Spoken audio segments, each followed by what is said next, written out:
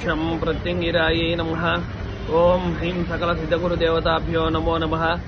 ओम వారాహ్యై నమో నమః।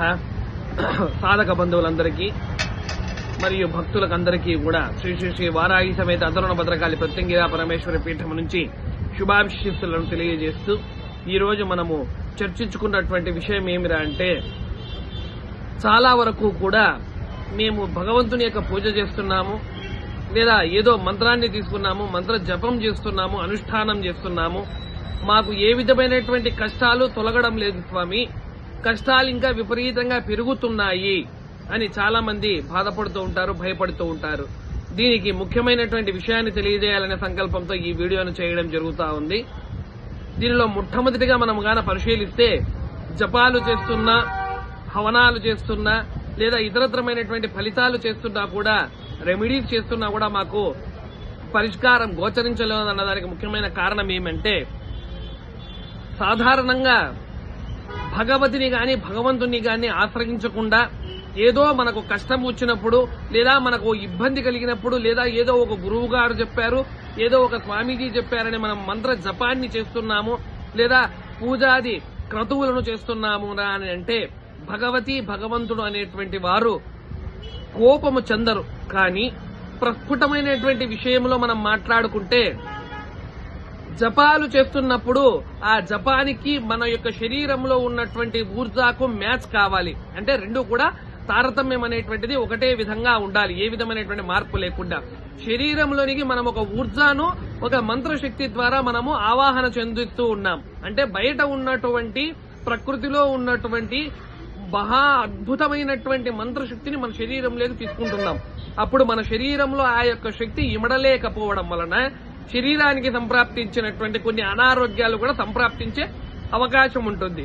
దీనిని పెద్దగా మీరు భయపడి ఆందోళన చేసి జపాన్ని వదిలిపెట్టేటువంటి అవసరం లేదు. మొట్టమొదటి విషయం, జపము చేస్తున్నా కూడా ఇంట్లో ఆర్థికపరమైనటువంటి కష్టాలు ఎక్కువైతున్నాయి, లేదా ఇతరత్రమైనటువంటి సమస్యలు ఎక్కువైతున్నాయి, లేదా కష్టాలు అనేటువంటివి ప్రస్ఫుటంగా కలుగుతున్నాయి అని దీనికి రెమెడీ ఏమిరా అంటే, జపము అనేటువంటిది ప్రస్ఫుటంగా మనం చేస్తున్నటువంటి వ్యవహారములో జప సంఖ్య అనేటువంటి దానిని బట్టి కూడా మనకు ఈ యొక్క విషయం అనేటువంటిది ఆపాదన చేస్తూ ఉంటుంది.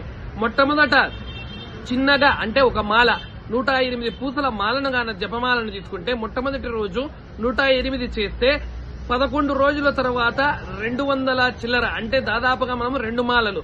అదే విధంగా 21 రోజుకు 3 మాలలు, అదే విధంగా 41 రోజుకు 4 మాలలు, ఇట్లా పూర్ణ మండలం అయ్యేటువంటి స్థితికి 10 మాలలు, 11 మాలలు, ఇలా మాలల సంఖ్యను ఎవరైతే జప సంఖ్యను పెంచుకుంటూ పోతారో వారికి అత్యద్భుతమైనటువంటి ఫలితాలు అనేటువంటి ప్రస్ఫుటంగా కనపడతాయి. ఇది రెండవ విషయం.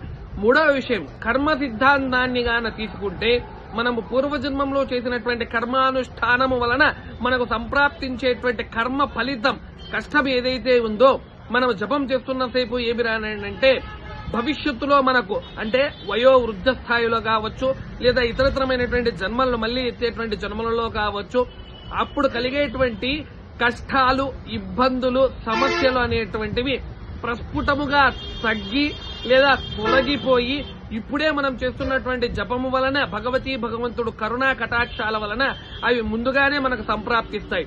అంతేగాని ఏ విధమైనటువంటి జప అనుష్ఠానాన్ని, లేదా మంత్ర అనుష్ఠానాన్ని, లేదా పూజాది క్రతువుల యొక్క అనుష్ఠానాలను, ఉపాసనలను వదలవలసినటువంటి అవసరము లేదు. ఇలా కష్టాలు కలుగుతున్నాయి, ఇలా ఇబ్బందులు భగవతీ భగవంతుడు పెడుతున్నాడు అనంటే, మీరు చేస్తున్నటువంటి జపము, మీరు చేస్తున్నటువంటి మంత్ర అనుష్ఠానము, మీరు చేస్తున్నటువంటి పూజలు అనేటువంటివి చాలా చాలా చాలా అత్యద్భుతంగా పనిచేస్తున్నాయి అని మీరు గ్రహించవలసినటువంటి మొట్టమొదటి విషయము. కాబట్టి ఈ విధంగా అందరూ కూడా జపాలను, మంత్ర అనుష్ఠానాలను, పూజాది క్రతువులను నేను చెప్పిన విధంగా ఆచరిస్తారని ఆశిస్తూ, ఓం క్షం ప్రత్యంగిరాయై నమః. ఓం శ్రీం సకల సిద్ధగురు దేవతాభ్యో నమో నమః. హరి ఓం తత్సత్.